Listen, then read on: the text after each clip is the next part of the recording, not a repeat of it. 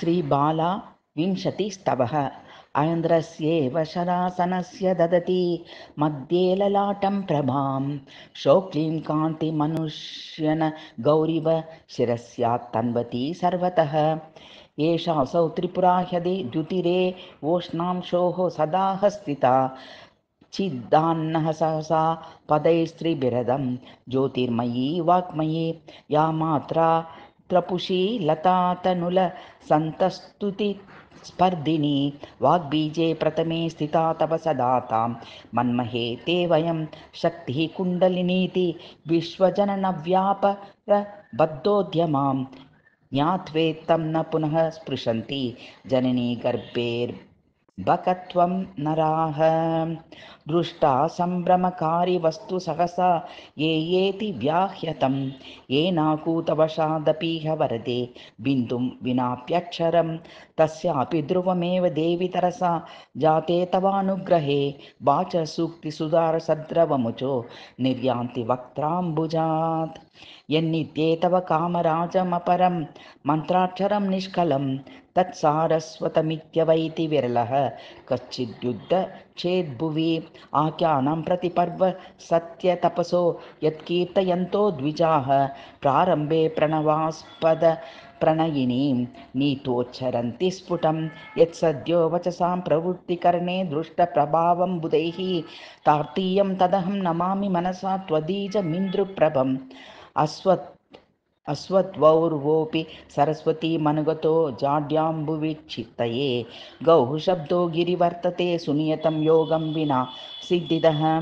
एकैकं तव देवि बीजमनगं स्वयञ्जनाव्यञ्जनं कूटस्थं यदि वा पृथक् क्रमगतं यद्दास्थितं व्युत्क्रमात् यं यं काममपेक्षयेन विधिना केनापि वा चिन्तितं जप्त्वं वा सफलीकरोति तरसां तं तं समस्तं नृणां वामे पुस्तकधारिणीमभयदां साक्षस्रजं दक्षिणे भक्तेभ्यो वरदानपेशलकरां कर्पूरकुन्दोज्ज्वलाम् उज्रम्बाम्बुजपत्रकान्तिनयन स्निग्धप्रभालोकिनीं ये त्वमाम्ब न शीलयन्ति मनसा तेषां कवित्वं कुतः ये त्वां पाण्डरपुण्डरीकपटलस्पृष्टाभिरामप्रभां सिच्छन्तीममृतद्रवैरिव शिरो ध्यायन्ति मूर्तिस्थिताम् अश्रान्तं विकचस्फुटाक्षरपदा निर्याति वक्त्राम्बुजात् तेषां भारती भारती सुरसरित्कल्लोल लोर्मिर्वितत् ये सुन्दूरपराग पुञ्जपीतां त्वत्तेजसा ध्यामिमाम् ऊर्वीं चापि विलीनयावकर सप्रस्तारमग्रामिव पश्यन्ति च नमप्यनन्यमनसस्तेषामनङ्गज्वर क्लान्तास्रस्तकुरङ्गशावकदृशो वश्या भवन्ति स्त्रियः चच्छत्काञ्चनकुण्डलाङ्गधरामा बद्धकाञ्चीस्रजं ये त्वां चेतसि तद्गते क्षणमपि ध्यायन्ति कृत्वा स्थिरां तेषां वेषमसु विभ्रमादधरः स्वारीभवन्यश्चिरं माद्यत्कुञ्चरकर्णतालतरलाः स्थैर्यं भजन्ते श्रियः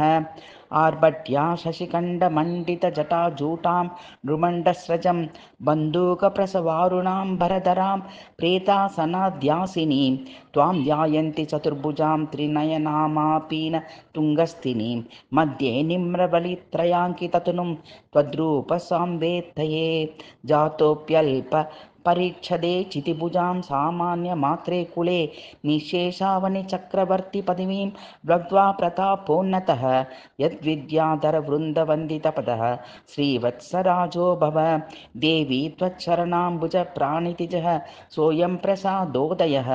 चण्डी त्वच्चरणाम्बुजार्चनकृते बिल्वीदलोल्लुण्ठन त्रुट्या कण्टककोटिभिः परिचयं येषां न जग्मुकराः ते दण्डाङ्कुशचक्रचापकुलिशा श्रीवत्स मत्स्याङ्कितैः जायन्ते पृथिवीभुजः कथमिवाभ्योजप्रभैः पाणिभिः विप्राः चोणिभुजो विशस्तदितरे क्षीराज्यमध्वासवैः त्वां देवी त्रिपुरे परापरकलां सन्तर्प्य पूजाविधौ यां यां प्रार्थयते मनः स्थितिरधियां तेषां तव ये ध्रुवं तां सिद्धिम् आप्नुवन्ति तरसा विघ्नैरविघ्नीकृताः शब्दानां जननी त्वमत्र भुवने वाग्वादिनी च्युच्यसे त्वत्तः केशववास वासव प्रभृतयोऽप्याविर्भवन्ति ध्रुवं लीयन्ते खलु यत्र कल्पविरमे ब्रह्मादयस्तेऽप्यमी सा त्वं काचिदचिन्त्यरूपमहिमा शक्तिपरां गीयसे देवानां त्रितयं त्रयीहुतभुजां शक्तित्रयं त्रिस्वराः त्रैलोक्यं त्रिपदी त्रिपुष्करमतो त्रिब्रह्मवर्णाश्रयः यत्किञ्चित् जगति त्रिधा नियमितं वस्तु त्रिवर्गादिकं तत्सर्वं त्रिपुरेति नाम भगवत्यन्वेति ते तत्त्वतः लक्ष्मीं राजकुले जयां रणमुखे क्षेमङ्करीमध्वनि क्रव्यादद्वीपसर्पबाजिशबरीं कान्तारदुर्गे गिरौ भूतप्रेतपिशाचजम्बकभये स्मृत्वा महाभैरवीं व्यामोहे त्रिपुरां तरन्ति विपदस्तारञ्जतोय प्लवे मायाकुण्डलिनी क्रिया मधुमती काली कलामालिनी मातंगी विजया जया भगवती देवी शिवा शाम्भवी शक्ति शङ्करवल्लभा त्रिनयना वाग्वादिनी भैरवी ह्रीङ्कारी त्रिपुरा परा परमयी माता कुमारीत्यसि आयि प्लवितैः परस्परयुतैर्विद्विक्रमादक्षरैः काद्यैः चान्तकतैः स्वरादिभिरतः शान्तैश्च तैः सस्वरैः नामानि त्रिपुरे भवन्ति खलु यन्तगुह्यानि तेभ्यो भैरवपत्नी विंशतिसहस्रेभ्यः परेभ्यो नमः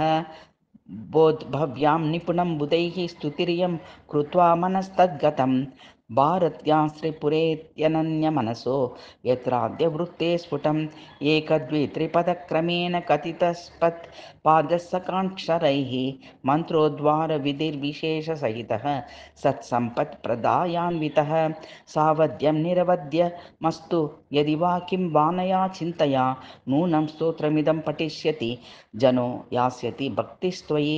सच्चिन्त्यापि लघुत्वमात्मनि दृढं सञ्जायमानं हठात् त्वद्भक्त्या मुखरीकृतेन रचितं यस्मान्मयापि ध्रुवम् इति कालिदासविरचितः श्रीबालाविंशतिस्तवः।